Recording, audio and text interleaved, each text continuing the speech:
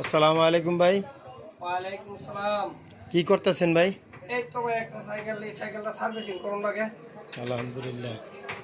ফুল servicing করা লাগে বুঝলা। হ্যাঁ। বিভিন্ন জায়গাতে লোক মনে করে যদি ভালো করে কাজ না করা হয় তাহলে কি ভালো পাইবো না। এই যে এটা কাজটা করে নাই।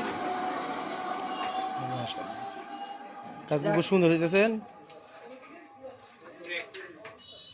হ্যাঁ। ইসলাম হুম।